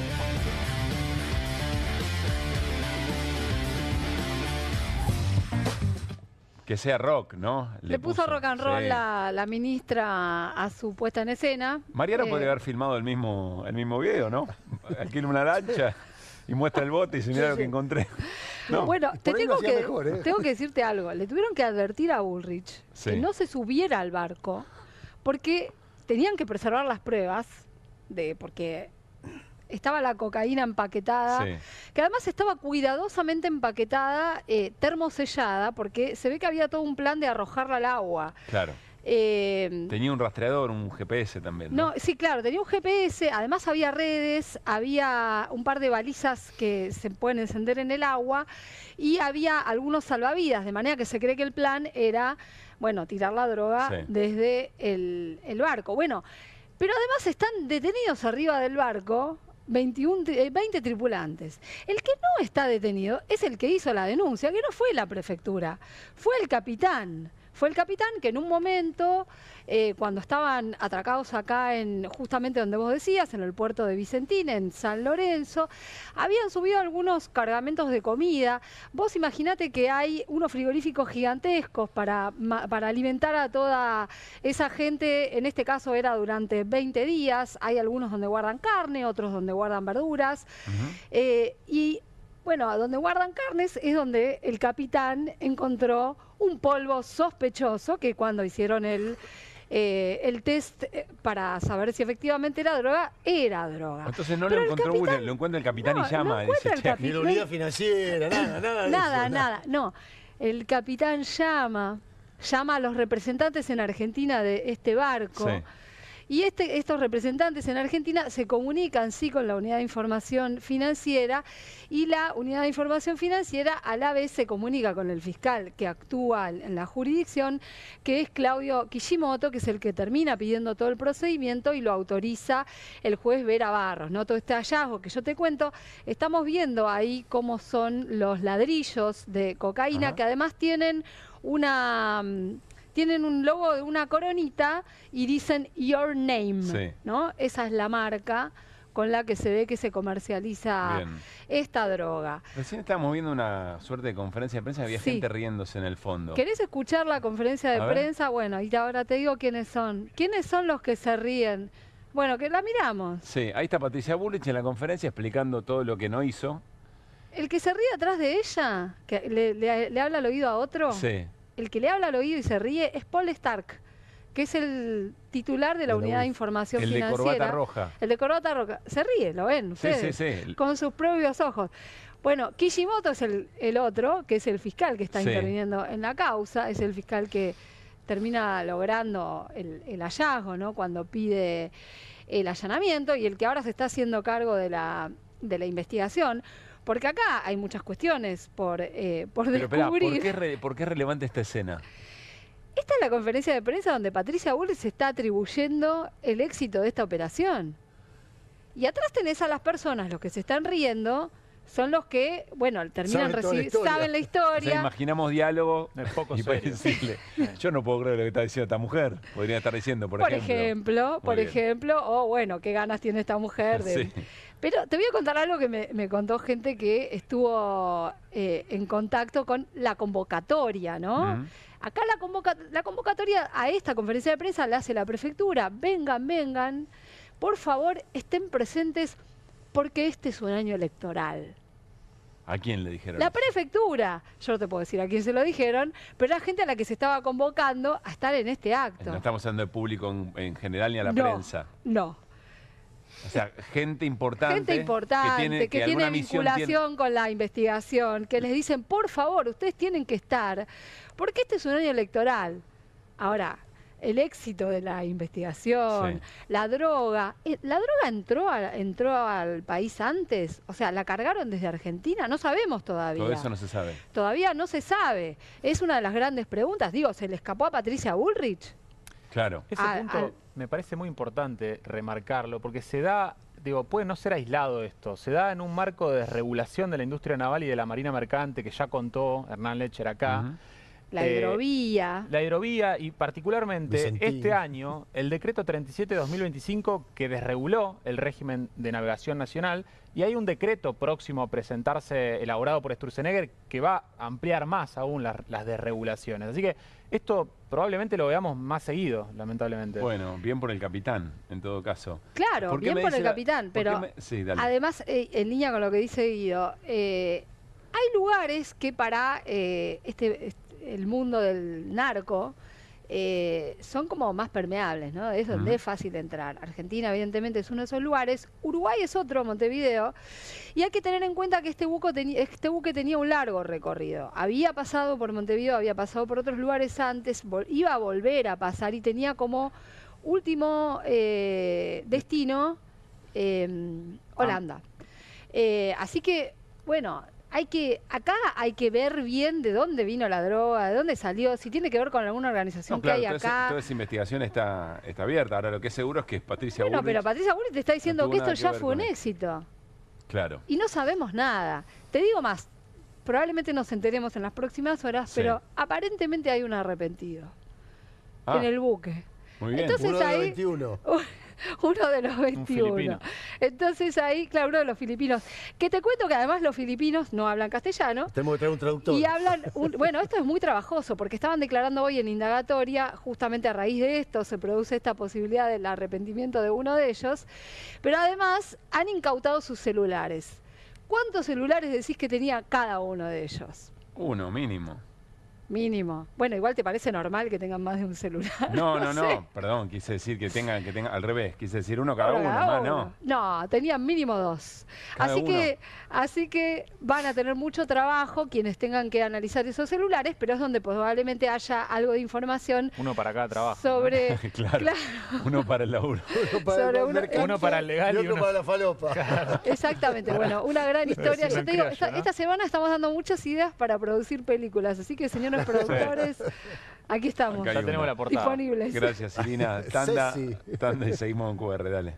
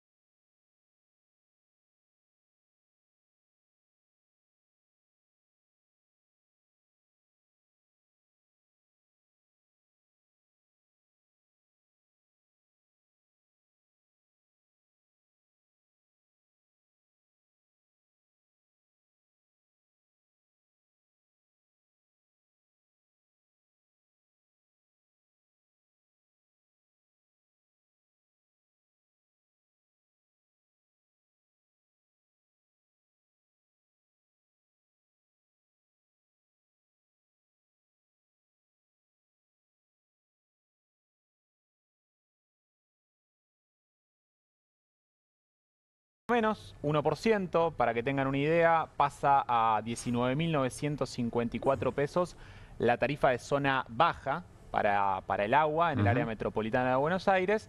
Y tenemos aumentos generalizados en transporte en la Ciudad Autónoma de Buenos Aires, en la ciudad y en la provincia, ¿no? Sí. Los colectivos que circulan por la provincia aumentan 5,9% en el mes de abril, perdón, el mes de mayo, y de la capital federal 5,7%. Estos, recordemos que van a aumentar con la inflación pasada, es decir, 3,7% más un 2%, fue lo que se estipuló.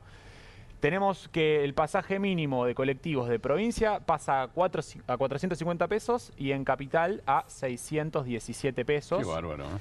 El subte pasa a 919 pesos. Casi una luca el pasaje. El subte una luca. No, sí, ahí recuerden que hay algunas tarjetas de crédito que les permiten hacer un descuento. Hay que utilizarlos, lamentablemente hay que buscar todas las promociones posibles porque una luca por tramo, quien se tiene que tomar un tren, un colectivo, un subte. Sí, ¿tenés algún descuento que todavía existen algunos descuentos por igual cantidad, pero estamos hablando de por lo menos 3 lucas de ida, 3 lucas de vuelta si tenés que tomar algún, digamos, más de un transporte. Bueno, también peajes porteños sube de la misma forma, 2% más el 3,7% de la inflación de marzo. Ya son carísimos los peajes, ¿no? Sí, y prepagas en torno al 2,4 y 2,7% anunciaron las subas para el mes de mayo. Cerraron el dato de inflación muchas consultoras privadas. Va a estar un poquito por debajo de las proyecciones del 5% que aparecía en los primeros días post devaluación. Sí. Porque el tipo de cambio se logró estabilizarse un poquito, va a estar más cerca de la inflación del mes de marzo, me animaría a decir unas décimas por debajo. Bueno. En torno al 3,5%. Que el gobierno lo va a festejar. Sí, el gobierno claramente lo va a festejar, es un número que está también vinculado con aumentos en regulados que no fueron, digamos, como lo mismo que hicieron en mayo, se hizo en abril, algunos aumentos de regulados que deberían haber subido más y no lo hicieron. Pero sí, claramente el gobierno lo va a festejar diciendo de que el discurso va a ser se salió del cepo y no, que eso no es así. Hay una flexibilización cambiaria, repitámoslo siempre, pero el discurso va a ser se salió del cepo y sin costos inflacionarios. Claramente la apuesta del gobierno es llegar a octubre con un dato de inflación a la baja, con el tipo de cambio y con los salarios como anclas. Es muy interesante la discusión que lleva al paro de colectivos a nivel nacional de corta y de media distancia el próximo martes, porque las empresas le dicen al gobierno, mirá, no me das más tarifa, no me das más subsidio, yo no puedo pagar un mayor aumento salarial, que es en los 6 meses del 1% mensual, que casualmente es muy parecido a lo que el gobierno establece como techo. Vamos a ver qué ocurre, cómo se resuelve, si no es que no hay efectivamente un paro el próximo martes.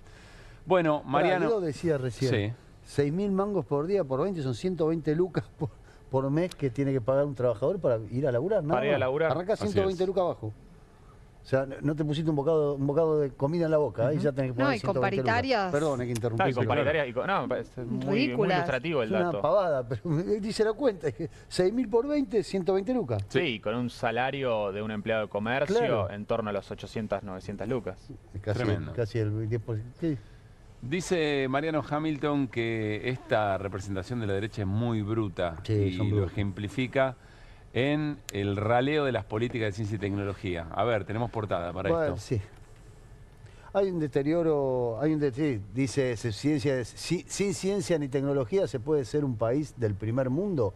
Una pregunta que nos hacemos, yo creo que no, pero bueno, supongo que para este gobierno sí, porque ellos son brutos. O sea, yo lo decía hace un rato, cuando uno piensa en la derecha era una derecha culta, una derecha que te podía no gustar el país que proponía o el país que querían.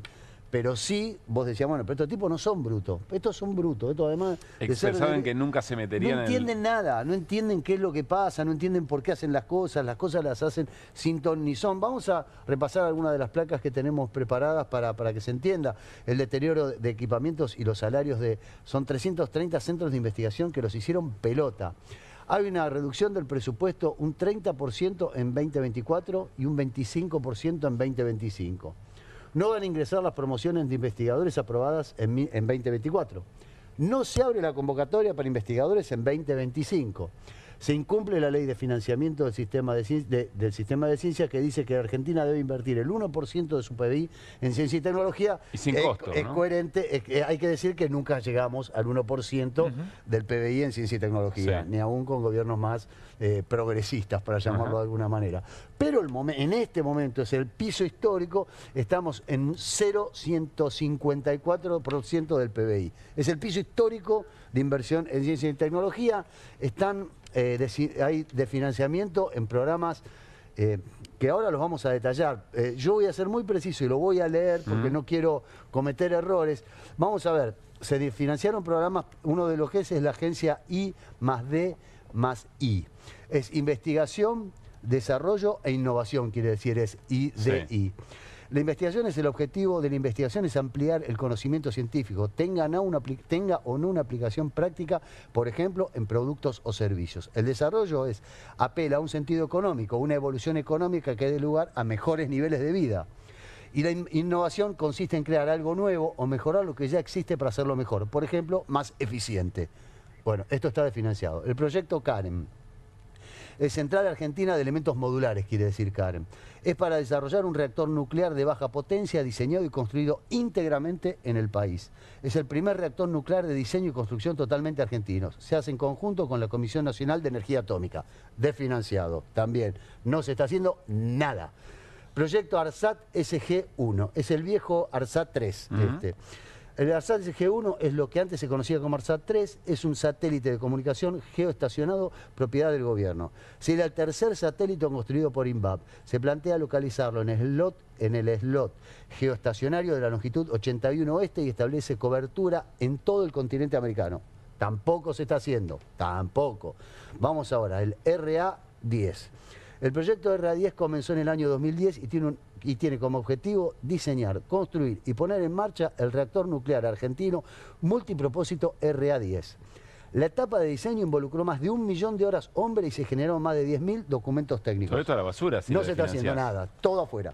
No, son todo brutos. Lo que avanzaste. Es que son brutos. Pero ahí tengo una pregunta, Mariano. Son brutos. O se lo dijeron los perros, no sé. Se lo dijo ¿Son brutos o es un plan para evitar el desarrollo en estas áreas de países como Argentina? Ni aún está bien la pregunta, es una pregunta interesante, yo no tengo la respuesta. Yo creo que por ahí soy un poco simple y creo que ellos, si se sentaran a hacer el trabajo que hice yo, que es ver qué es la agencia IDI, proyecto Karen, proyecto ARSAT SG-1 y R10, dicen, no, pero para, esto es una inversión que el país le va a dar guita. Va a ganar plata al país con esto. ¿Por qué lo desfinancian? O sea, insisto, yo creo que son brutos. ¿Y no te parece más razonable? Porque a alguien no le conviene que Argentina desarrolle esta tecnología. El Estado para ellos es mala palabra, el Estado es una mierda, el Estado no sirve para nada, el Estado hay que destruirlo. Yo soy el topo que llegué para destruir el Estado desde adentro. Ahora, no puedes destruir algo que te va a reportar beneficios, no solo beneficios intelectuales, que para mí son muy importantes, pero básicamente económicos. Sí, pero en la lógica de ceder soberanía y de ser una colonia de Estados Unidos mínimo, cierra. Pero digo, hasta hacer el ARSAT para regalárselo al Comando Sur, si querés. Yo estoy con vos, pero digo, entra en esa lógica, no. O sea, hacé un reactor nuclear y regaláselo a Trump y que lo tenga en la casa, pero hacelo. Sí, algo que discutíamos fuera del aire es que en estos gobiernos siempre aparece el ejemplo de Australia como modelo de país. Interesante esto que un país con actividades primarias, minería, bueno, actividades primarias, pero que está muy vinculado con desarrollo de servicios de software aplicado a esas actividades primarias. Bueno, estos son datos que publicaba Daniel Steiger hace unos días y planteaba que digamos, Australia, cuando tenía nuestro PBI per cápita, invertía el 1% del PBI en ciencia y tecnología para desarrollar servicios aplicados a las actividades primarias. Hoy Argentina, bueno, está dedicando al 0,154 y nunca llegó al 0,6% No, el máximo fue, nunca superamos el 0,6%. Sí, ese fue el máximo. Ese fue el máximo. Por ley era es el 1%, había que llegar al 1%. Por ley es 1%. En distintos momentos. Y tenés a Daniel Salomone, que es el presidente del CONICET, que dice, mira, no hay plata, acá no tenemos un mango, los científicos se van a tener que ajustar a las partidas presupuestarias. No, después que están las lleguen. historias de vida de gente que le dedicó toda su vida a la investigación y que hoy no puede continuar. Absolutamente. La fuga de cerebro, que no es algo que Y inventó encima Milei tampoco, ¿no? se está hablando de modificar el estatuto del CONICET para fusionarlo con el INTA o con el INTE. O sea, nada tiene gollete. Sí, a mí la explicación de son brutos, te la entiendo. Puede ser, a veces la explicación más simple es la correcta. Bueno, qué sé yo. Yo quiero pensar que efectivamente hay un plan, pero ese plan no puede incluir, insisto, o sea, hacer el reactor y después, qué sé yo, regaláselo al Comando Sur. Sí, poner SAT. Pienso que países, más allá de eso puntual, más allá de cada proyecto puntual, países que se desarrollan, países que ganan autoestima en términos de su propia identidad, sí, y también que tienen otro tipo de educación y desarrollo educativo, termina siendo más difícil que después le vengas a imponer un plan más general. Está bien, digamos, pero son 330 centros de investigación, tampoco es que estás desarrollando, o sea, tenés que laburar, tenés que ser muy malo para no desarrollar este tipo de cuestiones que tanto bien le han hecho. No, pero al además las país. tenías, había que empujarla. Había que empujarla, nada más. Estaba picando frente al arco, digamos, ¿no? En algunos casos. Sí, pero para mí meten todo en el mismo paquete. O sea, que ellos creen que además... Sí, pero bueno, pero también de degradar al conocimiento, ¿viste? Cualquier cosa que implique lo que decía Pablo, desarrollar un pensamiento crítico, ¿viste? A futuro. Me parece que va todo por ahí. Que son brutos, sí, son brutos, pero tienen esa idea. Bueno. Son brutos, pero también son malos. Son brutos y son malos. Podemos hacer una síntesis. Y también está el patear la escalera de Ha-Joon Chang, de este surcoreano, que digo, son los países también que se han desarrollado que necesitan. ¿Qué es lo de patear la escalera? Contá. Patear la escalera es un libro de un economista surcoreano, desarrollista, que plantea que los países que se han desarrollado al calor de la industrialización, bueno, hoy juegan un rol digamos, geopolítico a nivel mundial de trabar el desarrollo industrial de los países emergentes como Argentina, como Brasil, como México, que son porque mejor nos den las materias primas un poco más baratas a nosotros, sí, ¿no? Exactamente, que nos dedicamos a nuestras ventajas comparativas, al agro, a la minoría, al petróleo y nada más. Que tampoco es nuevo. No, es volver al 1900, que es lo que algo que defiende y abona permanentemente el presidente de la Nación. Quiere volver al 1900, quiere volver a la vaca atada. Yo quiero decir que para mí está directamente vinculado con esto que nos trae Mariano, el éxito que está teniendo el Eternauta, porque hay una industria, que es la industria cinematográfica, que también construye identidad, que está en la producción simbólica, además del laburo que da, efectivamente, y que de alguna manera una sociedad que se quiere, que tiene buena autoestima, produce cosas que la reflejan. Estamos viendo parte del tráiler, ¿no?, de El Eternauta, que creo que ahora en Netflix es lo segundo más visto en todo el mundo. Así es. Después de Yo ya la vi entera, ya vi todos los capítulos. ¿Ya vieron? Sí. Yo no. Bueno, yo no vi nada. No vi, pero vos hablaste al principio del programa sobre el héroe colectivo. Sí. Recomiendo una nota de La Nación, El Eternauta, coincidencias y diferencias. Más vista, perdón, tendencia en Argentina El Eternauta, porque es la serie en Netflix más vista en este momento. Primero Argentina, Alemania, Italia, Bolivia, Brasil, Chile, Colombia. En todos estos países y muchos más es número uno. Ahí está el dato que nos pasa. Decía, recomiendo una nota que se llama El Eternauta, coincidencias y diferencias entre la historia y la serie. Es una nota que escribió Hernán Ferreirós en La Nación, que es muy interesante por lo contrario, digamos. Es interesante porque plantea todo lo contrario, es como si fuera El Eternauta es un héroe libertario para Ferreirós. Ah, mira vos. Sí. Es como, es Macri con peluca, el Eternauta. La voy a leer. Te juro, es muy interesante. Pero ¿dónde le ve, por ejemplo, el individualismo y todo eso? Porque dice que en realidad los héroes de la serie son héroes individualistas porque tienen diferencias, cada uno, algunos toman decisiones a veces contrapuestas, pero en cambio los que ellos enfrentan son los que tienen los chips, que compiten contra una persona, contra alguien que efectivamente los tiene disciplinados. Que es como un poco el tema de lo que hablaba, si vos llevas la historia a los 50, es la Guerra Fría, todas estas cuestiones que ocurrían. Habría que ver, Ricardo Darín debe haber leído otro guión, entonces, Dice que es un terreno en disputa, dice.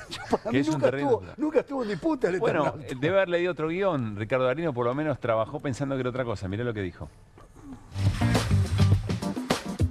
Están pasando cosas muy parecidas. Es decir, esta cosa que se instaló desde hace unas décadas, tristemente, del individualismo, de que vos te cuidas solo, entonces yo, mi familia y lo demás, en la medida en que a mí no me apriete mi zapato, no me importa. Esto es algo de lo que se viene hablando desde hace siglos. No tengo la esperanza de que la proyección del Eternauta vaya a suplir considerablemente ese aspecto, ese rasgo humano. Pero la verdad es que arrimar una opinión, arrimar un poquito de reflexión y de sensibilidad y de calor humano en una historia de ciencia ficción es muy loco, y yo confío en los chicos que de pronto pueden llegar a percibir, a captar esas sensaciones, a paladear eso de que es necesario que estemos codo a codo en muchas situaciones, no en una, en muchas. Bueno, ahí estaba Ricardo Darín haciendo una valoración bastante distinta de las que nos proponía el autor de la nota que dice Mariano. Vamos a compartir, porque también lo charlamos con Juan Di Natale. Hay un componente, Irina, vos que viste la serie, yo todavía no la vi, que está muy puesto al frente de la argentinidad, es decir, es desde la Argentina al mundo. Esto, muy, ¿no? muy. Y la verdad que estéticamente hay un logro grande en eso, porque resulta atractiva de ver. Y la porteñidad, además, la porteña, digamos, no sí, solamente... Claro. Y después hay otro elemento, que es la historia de la familia Oesterheld, que es uno de los guionistas del Eternauta, y que muy inteligentemente, en las calles, frente a los afiches del Eternauta de la serie, aparece la familia Oesterheld. Héctor Germán Oesterheld, guionista, detenido desaparecido, Marina Oesterheld, Beatriz Marta, Estela Inés y Diana Irene. Y es muy interesante porque además allí en ese texto chiquito que hay debajo de esas fotos son edades que van desde los 19 años hasta los 25, por supuesto a excepción de Héctor Germán Oesterheld, aparecen sus militancias y dice que las militancias estaban trabajando en barrios carenciados. Una de las hijas de Oesterheld militaba en el movimiento de inquilinos. Miren ustedes las conexiones que hay respecto de lo que hoy ocurre y las cosas y las razones por las cuales bueno, fueron detenidas, desaparecidas, ¿no? Esto también se exporta al mundo, ojalá que la historia de Oesterheld también se exporte, ¿no? Sí, pero también me parece... Recomiendo el libro Los Oesterheld de Fernanda Nicolini y Alicia Beltrami, es un libro extraordinario realmente. Para mí es fabuloso que estemos hablando de esto gracias a la serie, te puede gustar más, menos, la qué sé yo, para mí está buenísimo que estemos hablando de nuestra historia, que traigas a la familia Oesterheld por estas razones, y el mensaje del Eternauta tiene que ver con eso, y tiene que ver con con este colectivismo o sentimiento colectivo que justamente es lo que este gobierno intenta destruir. Mariano, Guido y Irina, y ustedes también. ¿Cómo? Que gane San Lorenzo. Bueno, muy bien. Nos reencontramos el lunes para seguir haciendo QR en vivo aquí en Bravo TV. Pasen lindo.